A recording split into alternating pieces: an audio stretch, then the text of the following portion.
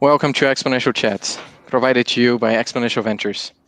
In this week's episode, we have a special guest discussing with us some real-world applications of blockchains outside of cryptocurrencies, and whether those applications are really using and benefiting from this technology. My name is Adriano Marques. I am the founder and CEO of Exponential Ventures, and today I have here with me Nathan Martins and our special guest, Hugo Seabra. Hugo Seabra is a software architect, team leader, and full-stack developer, as well as a blockchain developer focused on sustainable and responsible supply chain tracking. Before we start our discussion, let's briefly set the stage here. Often confused with cryptocurrencies, blockchain is actually the technology that enables cryptocurrencies. Its main goal is to allow for a decentralized ledger that is tamper-resistant and that can operate in a zero-trust network. When it comes to finance and cryptocurrencies, blockchain has seen a lot of success over the years with the original cryptocurrency Bitcoin and the several alternatives that were inspired by it, such as Ethereum, Monero, and Zcash. Following the cryptocurrency fever of 2017, we witnessed the explosion of various different cryptocurrencies and businesses vowing to harness the power of blockchains outside of the cryptocurrency market to solve problems in almost every other industry. Name any industry and you'll find that there is almost certainly a failed attempt to create a solution for that industry's problems using blockchain. Due to the fever, it was a lot easier to raise money for startups using blockchain technology in the years of 2017 and 2018 than raising for any other kind of startup. And entrepreneurs got the message. They wanted to surf the wave of excitement around it by creating solutions that didn't necessarily need or benefit from blockchain technology. There was this company called Long Island Iced Tea, which, you guessed it right, sold non-alcoholic beverages that just changed their name to Long Blockchain, and overnight its stock price jumped 289%. And they didn't even try to adopt blockchain in anything they did. They simply changed their name and said that they were interested in investing and experimenting with blockchain. In 2019, reality finally hit investors and entrepreneurs. Blockchain is not a panacea. In fact, there are very few problems that can be solved only by blockchains. The purpose of this technology is to maintain a decentralized public ledger of transactions that is tamper-proof and does not require network members to be vetted or trusted in order for the whole system to work. In other words, it is a nice idea if you're trying to get rid of banks, but it's far from a solution that can be adopted in every other industry. Our special guest today works for a company called MineSpider out of Germany, and they're developing a blockchain solution for the mining industry.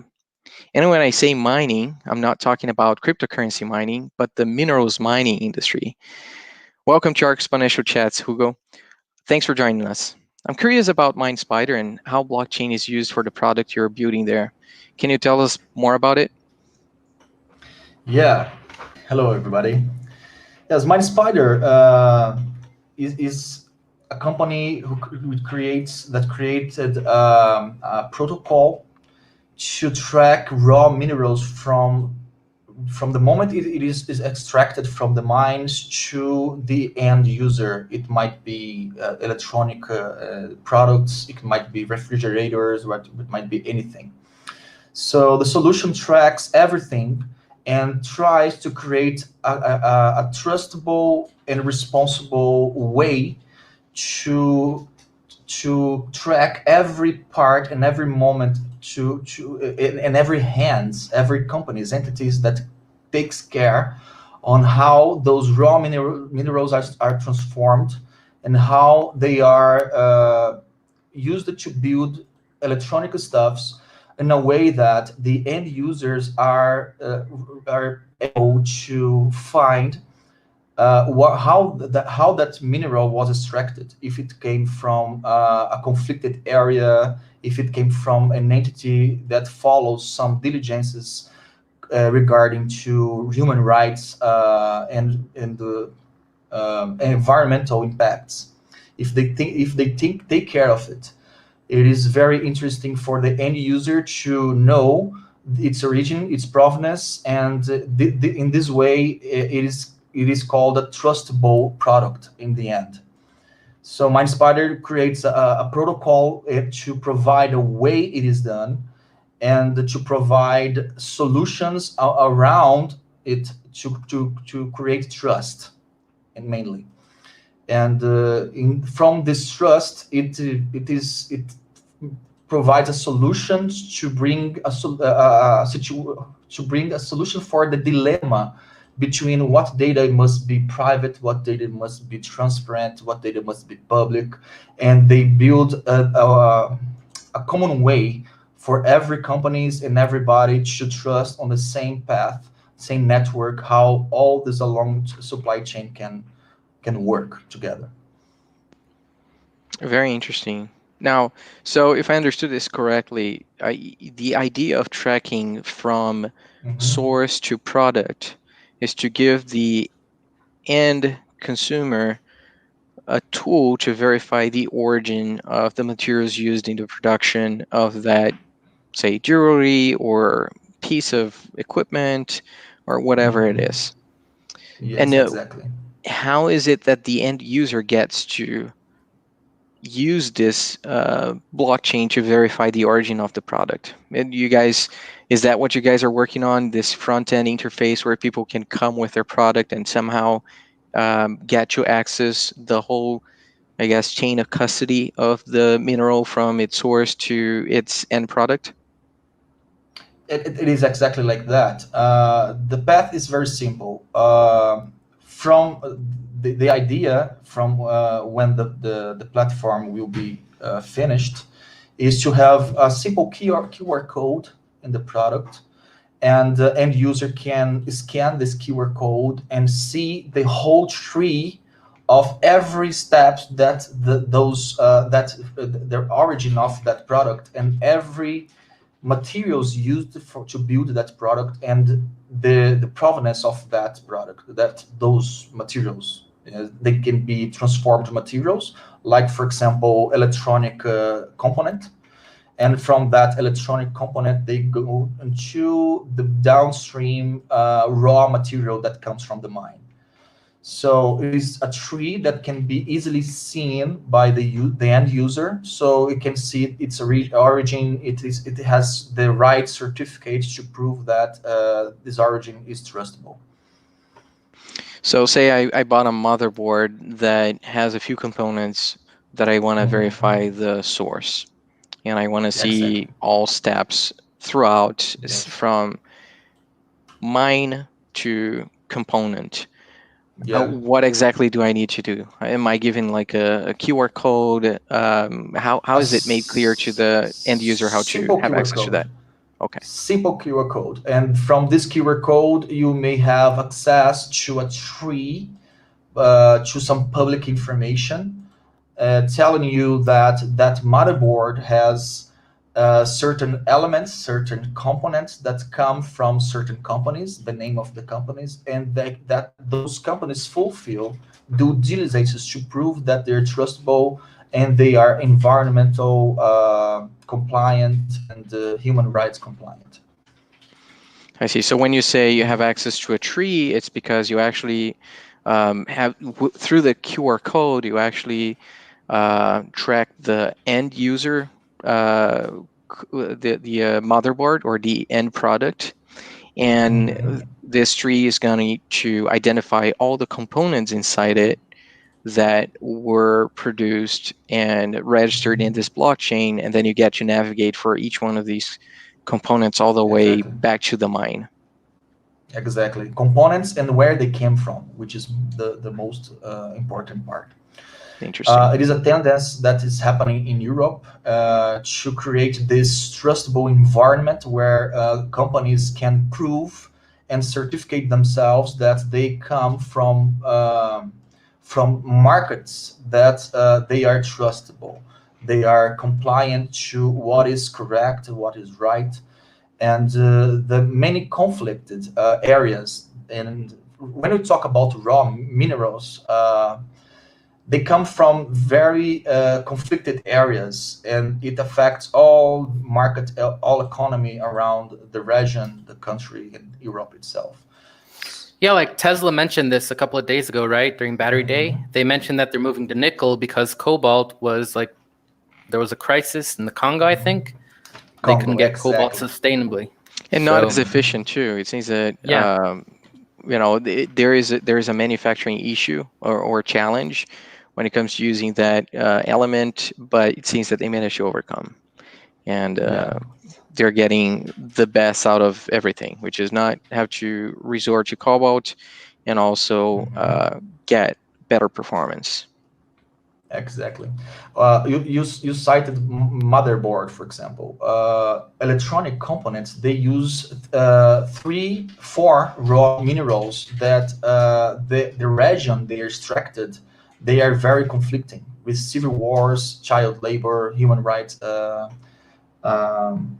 human rights problems in general. And these raw materials are tin, tantalum, tungsten, and gold. It's called the 3TGs. And MindSpider focus, for example, on these four raw minerals at the first moment, because there is an initiative called the Raw Mineral Initiative for responsible tracking and responsible mining. So it is all the way very it is being very invested by the European Union to take care to solve this it's very big problem that they have there. So what Tesla cited was because Tesla buys raw components such as Google does, Volkswagen does, and many of the great companies, technological companies, buy these raw components to build their electronic components. So it is something that comes into future and something very needed. And the law in Europe that is going to make this required to follow. For example, every company that buys raw minerals must provide a compliance, and this compliance is required. And now we have a law coming into production. I don't know how to say that in other language. It's like software. In January 1st, 2021. So it is completely brand new, this world where they're tracking sustainable and responsible mining. Very interesting. So that's cool. One thing that I wanted to ask you guys is, I'm seeing this tendency, like you mentioned, your solution is very much for mining. Mm-hmm. Do you see this also crossing borders and going into other areas, such as like raw materials such as wood or food or any other big industry? Yeah, MindSpider already has a spin-off company. It's a thread counts company. It is a sustainable tracking for cotton. So cotton is also something that is being worked for us. If you can access threadcounts.com, you're going to see that there is a project to find a way to track end-to-end steps on cotton extraction to the clothes. So it is a tendency for everything that comes from mainly from environment, everything that has an environmental impact. It is a tendency. It's a future. In Brazil, I don't know if you have seen what happened here, but there has been a conflict in Brazil on this week because of diamond extraction. And the police is trying to find a way to track how diamonds are extracted in Brazil and sold abroad. So it is a tendency. Yes, it is something that it is urgent to find a solution to track things that impact the ecosystem and impact how the economy trust each other.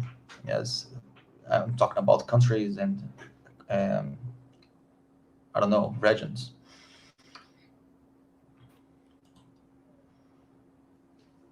You're mute, Nathan. I'm sorry. So you mentioned a little bit about laws. Could you speak a little bit more about that? So what are like the main guiding organs or like governmental bodies that are like forward leading right now in blockchain? In EU, European Union, there is an organization called OECD. Let me find the acronym correct name. OECD is Organization for Economic Cooperation and Development. There is one study inside OECD that brings into life all the studies and all the guidelines how to care and track and follow what they call due diligences. Not only for raw minerals, but for others products too. I'm focused only raw minerals. Everything that I know about it, it's for raw minerals. And from this organization, the law is being built to come into life in 2021, and all companies in Europe must follow a way to certify themselves that they have provenance, they are compliant to that, and they publish white papers pretty much every month, I guess, and I have plenty of them now in my computer to finish the reading. And they kind of in Europe they don't do laws like they do in Brazil. It is a kind of different because I had my only reality in Brazil, but it's kind of different because it's kind of a guideline to be followed. And if something happens, now you are audited. So this kind of OECD brings those guidelines to follow ways to track minerals, to track materials from environment that causes environment impacts, and it is very brand new. This year was one of the years that most of the companies in all around the world are building this kind of solutions to track materials. You know. You mentioned also the World Economic Forum a little bit ago. Could you talk a little bit more about that and how they're leading the effort? The Economic World Forum, it is an organization, actually a group of peoples from all around, many different entities, universities, government, and private companies, and they publish ideas, studies, and good practice of what they are doing. And it is especially these last 3 years, they are focusing pretty much on blockchain.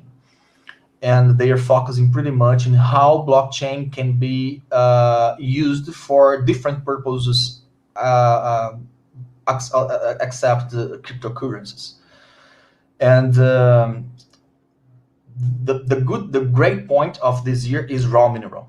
Yes, and so it is very interesting if you go to the website. They recently, for example, published an event called the blockchain and its use for blockchain and its use for mineral impact, not mineral impacts, for environment impact. So they are discussing all the time, and they are taking news, they are taking articles and content from all around the world and bringing this into one table and discussing these problems most of the times. And when they finish this, they publish a white paper, and companies come to get these white papers and try to find a solution for that. It's a good source for building softwares and solutions. Very cool. So going back a little bit to what we started at the beginning, we talked a little bit about using blockchains in other industries, other fields. A lot of them have gone unsuccessful. Like people have tried ride sharing apps, all that kind of stuff. And that made us think a little bit more about where do you think this could actually go right. One of the topmost ideas that I see is like governments, like taxes specifically.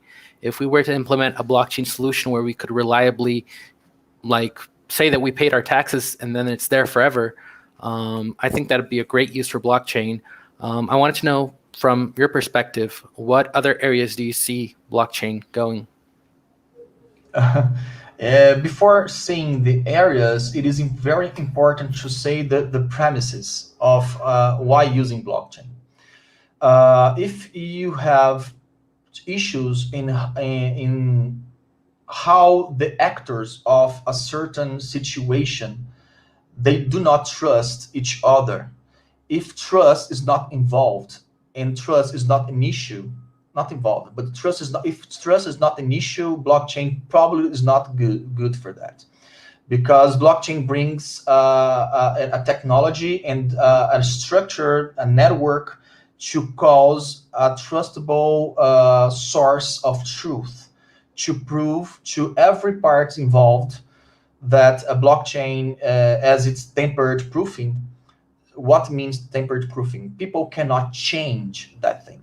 People cannot influence once it is persisted in one kind of a database.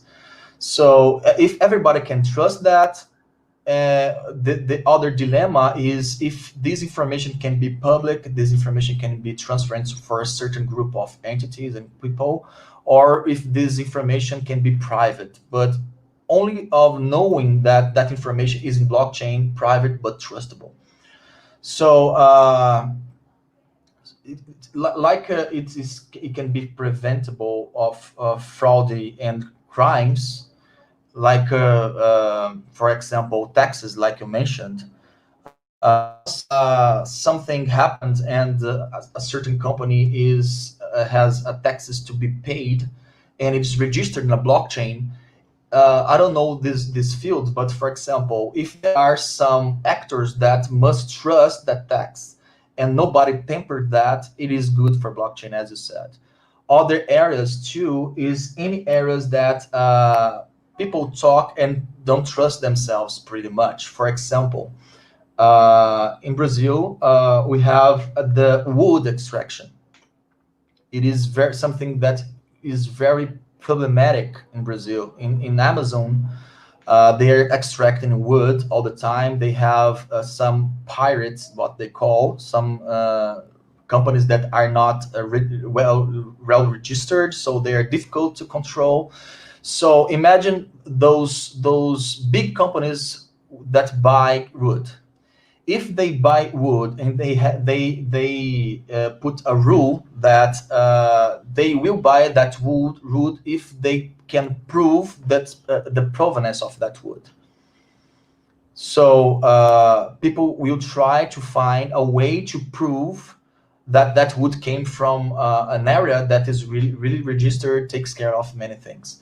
Other areas that I believe it's very interesting is anything concerned about regarding about some civil documentations. As in Brazil, we have some organizations that they are centralized, and that's one other thing that's good to say: centralization. Blockchain. The idea of the blockchain is to decentralize. Who is the? There is no source of truth, the unique source of truth to everything. So anything that you can decentralize, like documentation certificates, like for example car provenance and that thing. So it is very interesting to use it might be interesting to use blockchain for that. So do you think there are any concerns with privacy when we're using citizen data, like you mentioned, and also like for voting? Those kinds of scenarios where having public information out might be a bad thing. It's a dilemma because each country has its own law. Yes, it's very difficult, very hard to manage that. But what is being done in different solutions is kind of a reference for like number reference, not to identify, but to anonymize the data. So it can be used, but that's the point. You have to create a group of people, what they call consortium, to consent themselves to build what they call a consensus protocol, to trust one another, that those data is not tampered. Imagine a world that they do not trust, a country they do not trust the numbers in the number count of the votes. So if they build something trustable and something with the right diligence, it can be used. But if you cannot persist, of course, personal data on that, because you're going to hurt some laws. GDPR in Brazil have our LGBT and other laws. So when it comes to voting, typically you want to make sure that it's not tampered with. You want to make sure that it's auditable. It's not possible to identify also the person you voted for. And when I think of blockchains, I cannot think of any of the solutions available today being able to address all of these three concerns at the same time. Do you know of any Exactly. implementations that address them all at the same time? I don't, and that's the what I call dilemma. There are some implementations that are trying to do that. I have read some of them, but not in Brazil, but in some I believe in one what they call the conflicted and affected human conflicted and affected areas. They called CARA areas. One of them is, I believe, is Congo and other countries, and they're trying, yes, because the maturity of using blockchain itself is very brand new for this kind of usage outside cryptocurrencies. So nothing comes up. If someone knows about some solution, please provide this link. We would like very much to read about it. Very cool. Yeah, me too. So, jumping off a little bit, I wanted to know what you guys think about quantum computing in the future and blockchain. I know those two aren't like significantly crimped together because people usually think of blockchain, they think of Bitcoin and cryptocurrencies. And we know that crypto and quantum computing don't exactly mix. Do you guys think in the future that could lead to issues around blockchain as a whole? I don't know for now, because we are using the existing technology that we have nowadays. We're not creating anything new from scratch. For example, we're using the Ethereum approach by AVM to build the way we are doing and persisting our stuffs. Our great effort, Nathan, is how we are going to build a network or a situation or an environment where entities can trust one another. So we are a little bit high level from that, and so and that's the point. People who tried and failed to build blockchain solutions in the past, they started from the technology itself, bringing blockchain to life, proving that it's persisting. Yes, we have the solution for that, but they forget how this trust and this network can be built. So we're in a stage on that, essentially. So not caring about that yet, but of course it will come. Very interesting. Another thing that I wanted to get your opinion on was 51% attacks that was brought to life in the Silicon Valley from HBO. They mentioned that that's a problem in private chains. Is the product that you're working on is going to be a private chain as well, like a private ledger? Yes, we call hybrid blockchain. Like, we can explain the types of the blockchain that exists. It's very interesting idea to talk about it. Yes, MindSpider provides a hybrid blockchain solution. We have three different layers to provide data. It's public, private, and transparency layer. So we have different purposes for those different layers. And we have those three types of blockchain, and essentially we have some other more, but they are not very important as people are implementing nowadays, which is the public blockchain data, which is not restricted to anybody. Everybody can access that data.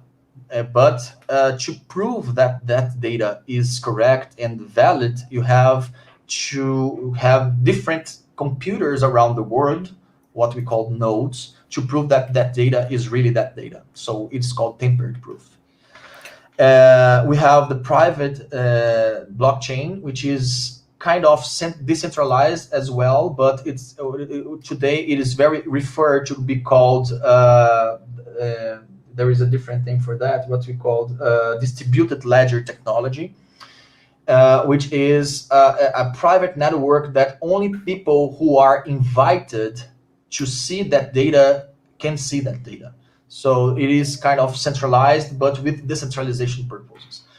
And we have the hybrid one, which mix this private and public blockchain.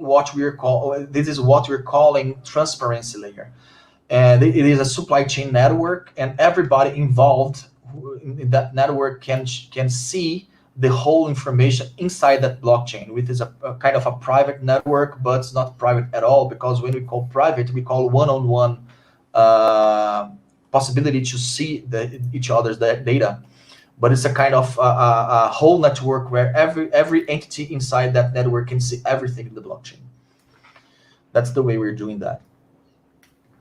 Cool. So we started this talking about the very few places where blockchain is actually useful, right? And you guys seem to have found something where a niche market where it is indeed very useful. It's very important to make sure that not only we have regulations in place and the desire to monitor the origin of those natural resources, but do that in a way that is verifiable and is trustworthy. You're not just checking a seal that you have in the product. You're actually verifying the true origin and all the steps that material went through from origin to end product.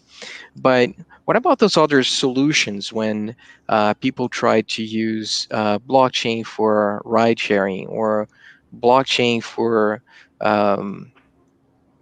tracking of physical components or other physical materials?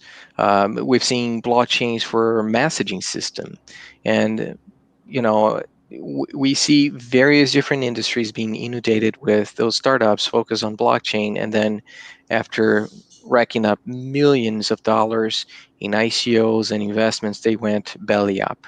So what would be your recommendation when it comes to picking blockchain as a solution to any problem? What do you think would be the right steps that one should follow in order to really only pick blockchain when there is no other solution available, when it actually makes sense?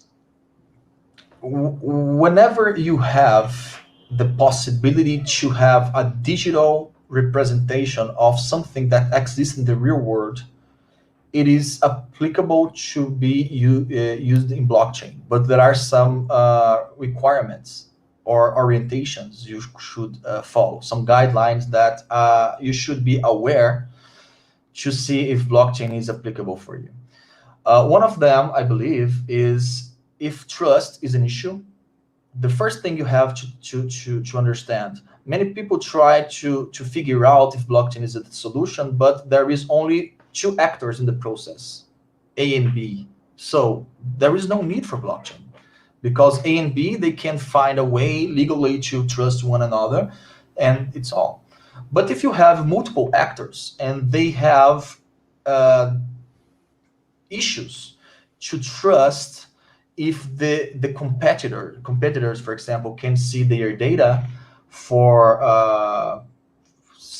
company secret purposes, for example, we cannot say, for example, every data can be public, but we cannot say that every data can be private. So if this kind of concern is reality in what we're trying to build, blockchain is probably applicable for you. Because, for example, if you believe that every data from a company should be public, you have to remember that there are some specific informations, some secrets from that company that makes that company competitive in the market. So providing an open information for that would reveal that secret to other companies, so it's not good for them. But if you say that every information should be private, it gives the ability to the companies to commit crimes, for example, yes, to hurt human rights stuffs and other things. So this dilemma of what information can be public and what information can be private is all the time an issue and a conversation and discussion in the table. So if this is an issue, you have multiple actors, and those actors must be trustable, like, oh, our information are in blockchain. You cannot see it, but we can prove if we have some auditions for that. If it's in a reality for you, a blockchain can be used to be proof on that. Let's remember the Bitcoin. Yes, what is one great example and most popular? 2016, 17, I don't remember exactly. Some crypto anarchists they didn't trust the money from centered entities that said that money you have or you don't have them anymore. It was in the middle of an economic crisis in the United States. They created cryptocurrency because they didn't trust centralized entities to prove that they have what they have in terms of monetary assets. So they created the Bitcoin, and if you buy a Bitcoin, how can you prove that value you have inside your wallet is really yours if there isn't any centered entity that proves that money is yours? The way they do it is to have millions of nodes around the world that has that copy of the blockchain database, and from there they have the information that that money is yours. So it is a way very clear to understand how blockchain works. You must build a trustable network to prove that some information is really certified, really valid. So if you don't have this kind of issue, there is no need to build a blockchain stuff. If I answered your question, I believe Yeah. it's the way to So the question is more like I can Ah. use blockchain. So there is I can, I should, and I must, right? So how do I identify the cases where is I must use blockchain versus I can, or versus I should? It seems to me that during the fever, especially because people were trying to ride the wave and get investments and eyeing on grandiose rounds of investment on ICOs and all of that, they were just trying to get the solution and fit to various different problems. And they were not thinking that can I, should I, must I. They were trying to figure out how to peg that to an industry because of the fever. So the question is more is not so much as can I, but should I. So for example, we were talking Sure. about banking. So when it comes to banking, yes, we don't have access to the ledgers. We don't have access to all the transactions. We don't know how that works exactly, but we know that it's audited. And, at some point, someone has to commit fraud in order for something wrong to happen. And then you have loss, and then you have all of those fail safes that would actually prevent that from happening and recover quickly, right? That's kind of like the structure that we have today and has been working okay. We went through a crisis in 2008 that to some extent was caused by not necessarily the fact that you don't have something, but the fact that you oversold and overtrust that would give you the Exactly. return that you expected, and that's something that blockchains cannot help with. So we've seen people buy Bitcoin for $20,000 back in 2017, beginning of 2018, and now it's down to $12,000. So if you've been hoarding Bitcoins from that time and you made promises with it, you failed in delivering them the same way that we see that happening in 2018 with the real estate market. So blockchain doesn't necessarily solve that problem, right? And we've seen that, something that is actually pretty ingenious. It's a very interesting idea, very interesting way of solving that problem. It exploded initially, but we're not seeing the levels of adoption that we hoped for many reasons. The time that it takes to transact, the complexity of how the system work, and all, several different problems. Um, but then I digress. I just go back to that question. When do you think that you really should use blockchains and there are no other alternatives available? Yeah, let's start from the word must. Uh, there are some organizations and entities in Europe. They are creating projects to create laws. So if you don't follow the law, you don't participate in that market. You don't get into it, and you cannot sell, you cannot buy. So it is one of the very few situations, I believe, there is a must, a situation that you do not control. And if one of the terms there is you must prove with a very trustable information that you follow the diligence, or you are compliant, what they say, to participate in this market. It is a must. Yes, and blockchain is an excellent solution for that. So if you just say that you are persisting this on the blockchain and you have a whole structure to prove that that information is trustable, it is a must. You fulfill all the requirements, so you're in. But the should is one of the things that I believe is the most common, because many times you have a business that is applicable to use blockchain, but if you think how much it may cost, if you think how hard it is, maybe blockchain is not the right way to go. But you should do it because trust is an issue as well. So if you, this kind of situation, for example, I'll talk about the market that I am on. For mining, yes, some small and small miners, what they are called ASMs, that are kind of small minings that sell not so much amount of raw minerals. They should participate on the diligence to prove the provenance of their materials, but they are not required to do that. But they are not going to sell those raw materials into European Union. So there is kind of a mix of must and should. Yes, kind of coercive, but it should. So it's not required. Yes, it's just a way you can prove yourself. We have a way to do this, but you can do whatever you would like to do. So in many situations, blockchain should be done. For example, we use the example of voting.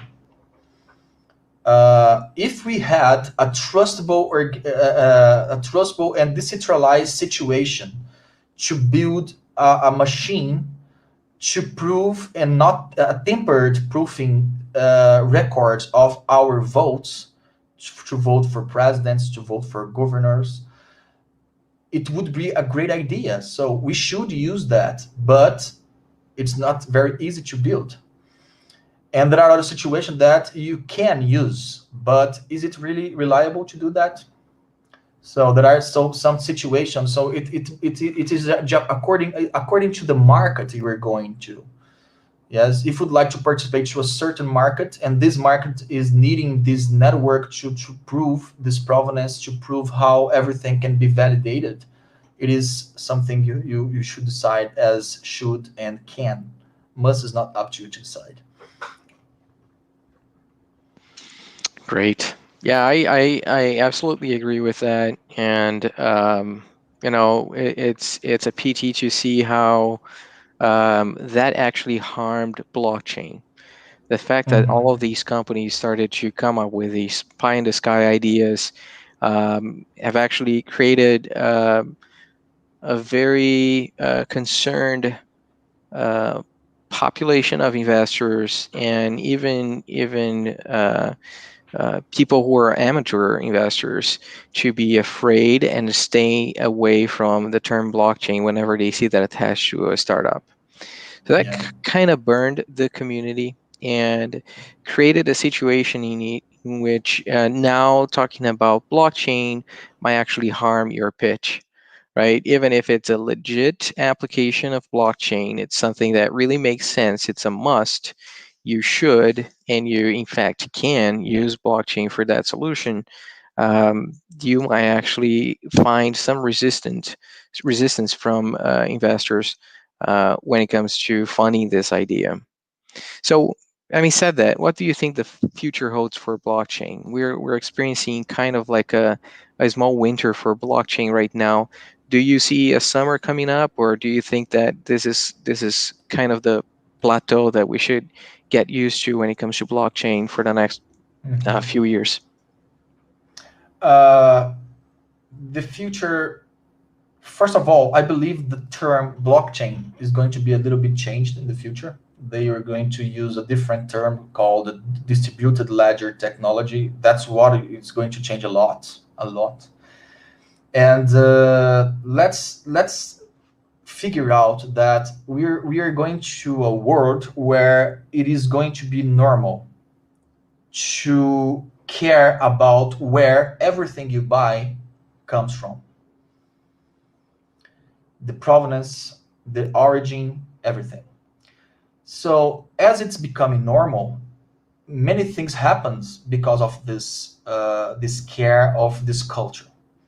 So we have the right to know if we are buying things that are not harmful for the humanity or for everybody. We see some laws that are creating a game change in everything. For example, in Europe, after 2054, if I'm not right, there will be no cars using gas in Europe. Only electrical car. So it's coming that people are tracking energy right nowadays, trying to track energy power everywhere, trying to build environmental good and environmental diligent ways to build energy. So, but we have to remember also that coming from this normal should know the provenance of how everything is, everything comes from. We have to understand that there is a competition, and it's not human. It doesn't care about how people are. Yes, and we are calling about corporations and companies, big companies. So this idea that you should care and should be responsible, you should build a responsible future, it comes to companies as well.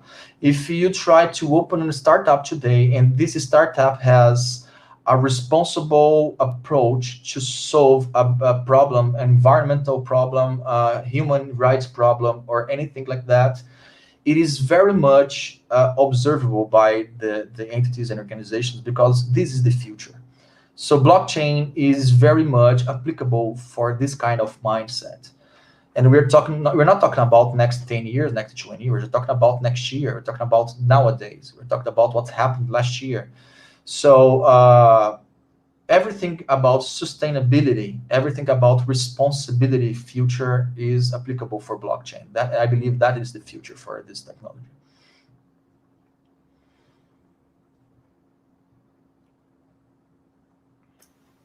Very cool. So like you guys were talking a little bit about like things that went wrong.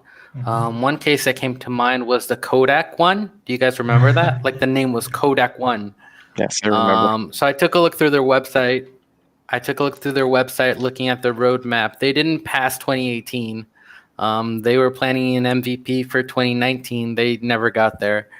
But based on what I learned today and from talking to Hugo, I got to a really good point where like some of their ideas make sense. In the past, I was like, why are they dealing with blockchain? They're a photo company. They don't have anything to do with blockchain. But looking back, like they mentioned that their idea was to incorporate Yes. trust into the post licensing. So basically, people who took photos could license their photo and use blockchain.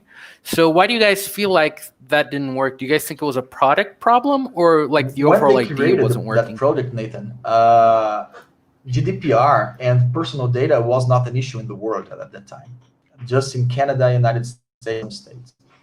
And how can you persist images into blockchain from your face? And biometry is one of the most sensible data we have nowadays. And so the idea, the business idea was applicable for blockchain, really. But there had two big problems. One of them is this issue concerning to personal data. And another one was that the consortium, the actors must build a trustable network. And some of the actors, they didn't agree of that network. So they could not build this trustable network among everybody involved. So if you don't build these alicerces, if you don't build this strong support to trust one another with a decentralized implementation, distributed implementation of the data, you cannot build a blockchain. That's the point. Blockchain is not a database. Blockchain is a network. Yes. And this is one of the great examples to post-mortem example to know if blockchain is applicable or not. It was actually at CES, the year that Kodak came and launched, and they happened to take a big chunk of the floor there, and they brought all their guns. They came out with all of their pieces of equipment. They were not ready when it comes to blockchain, but they were talking about blockchain for everything. So you would see cameras and small pieces of hardware when it comes to photography, printing, and some of the technologies that they had a hold of and they produced at that point, and they were promising blockchain on everything. And that year at CES was actually very interesting because that was the height of the blockchain fever, and everything was about blockchain that year. And Kodak was not alone. You would be surprised how many companies were actually touting blockchain solutions at CES, and trying to convince people that this is the future. Then the next year, I go to CES every year. The next year, nobody's talking about blockchain anymore. And those who are, they're kind of like in a hidden, shy way, not trying to get out way too much and risk tarnishing their image, being attached to these companies that failed when it comes to application of blockchain. It was also during the time when we started having that GPU shortage, with people buying thousands of GPUs for mining. It was very interesting to see how the whole industry behaved and how it definitely shaped CES for that year. I think the future for blockchain, like you said, it exists. There is a need, and there are places where blockchain really is needed. It's a must, a should, and a can. I think people, when they're considering blockchains, they really need to think long and hard about those three questions and really do their homework in assessing whether they want to go down that route. For as famous and as exciting the technology is, it's a beast very hard to tame. Do you agree with that statement, Hugo? I do, but I would like to provoke a thought to sleep over it. Today we have much more literature in internet, in university scientific works than we had in 2017, 2016. If those initiatives in the past that failed, they could be restarted again, many of them would probably succeed.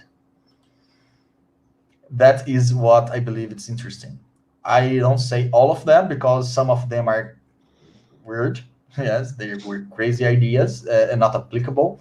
But that idea, the armory industry, for example, that would be very applicable nowadays with the new literature we're having nowadays. We have access to Which industry you said? armor, yes, Armor? gun industry. Oh, how come? Yeah, for example, they have tried to track everything from guns because gun crime is a big issue. So many of I don't know different guns comes into Brazil with no provenance. And when they tried to investigate, they found out that they come from United States, they come from Argentina, they come from even Brazilian police department. And it is very interesting that they tried to track those guns in the past. If there are strong entities that can take care of the trust and take care of the how the idea to build a trustable way to track guns, for example, that would succeed, and it failed in the past. And there are other initiatives that they failed because of maturity, because they applied blockchain in a way that we didn't understand in the past, but nowadays we're a little bit better. So there are many things that we read and we say, oh my God, nowadays we have some other examples and some other best practices, good success stories that might help this product to be succeeded nowadays. And I it see. failed in the past. I respectfully disagree with the gun control solution. I think that when it comes to guns, that's something that it's more than proven that you cannot really keep track of them. I mean, as hard as we tried in Brazil to keep guns away from the population, we proved through a failed experiment that when criminals want to have guns, they're going to have guns.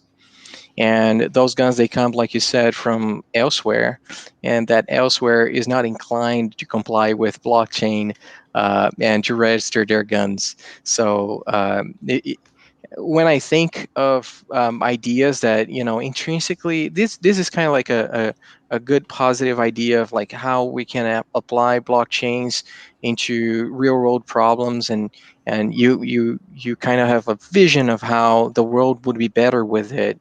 And yes, it's a can, might be a should. I'm not sure about that. I'm not in favor of gun control, and a must. It's unclear to me. But assume that everything's a yes, then you end up in a world where every country essentially can produce guns, and none of them are enforced to comply with a blockchain, and they can export. And those guns, they can cross borders, and you end up with a solution that verifies guns only for people who are not using them for crime. So you end up with a future that's not all that let us rosy. exercise, despite the personal opinions, because it is important too. But despite the fact that we have our agreements or disagreements on that point, people tried to do that in the past. Yes. And what I am calling to think about for this reflection is that it is only possible if strong entities control and agree with one another to control that. Otherwise, it's not possible. And of course, imagine a day that, for example, what is happening for raw minerals is like the same. People from countries with civil war happening there, they are selling gold all around the world. And from that money that comes from all around the world, they use child labor and slavery to extract that gold. So some strong entities like European Union, they stated that they will only let gold come into Europe if you prove the provenance of that gold. So if some gold comes from Congo, for example, you should provide plenty of documents with it. From that part on, we believe, we're not tried yet, but we believe that some human labor, child labor and human rights will be a little bit more a little bit, not a little. I don't know. I'm not the one to say that, but we're trying to solve the problem with a very reasonable way. People did things like that in the past with very big and strong business, strong ideas to solve problems in the world, to like a game change, but they failed. And with nowadays, with the experiences and literature we have, this might happen in a different way. That's the point, just the exercise. Yeah, no, I get it. I really do. And there are fundamental differences between these two. And, at the end of the day, we need to consider blockchain as one of these tools that we have to solve problems, right? Not the only tool. So we have one question Yes. here from Bruno Leite. He said, I recently worked on a project that uses blockchain to track the entire production and distribution chain from the farms all the way to the final consumer. So this actually Yeah. sounds a lot like your solution, but now focused on the agricultural market. Very interesting. Thanks for sharing that, Bruno. And Thanks for that. we're about done with our time. We're past the hour now. I'd like to thank Hugo very much for the patience explaining to us all of these details of his work and the industry. Thanks for joining us and participating in our Exponential Chats. Um, Thanks everybody else who participated and joined us this time. And we'll see you again next week. Bye. Thank you very much. Bye bye.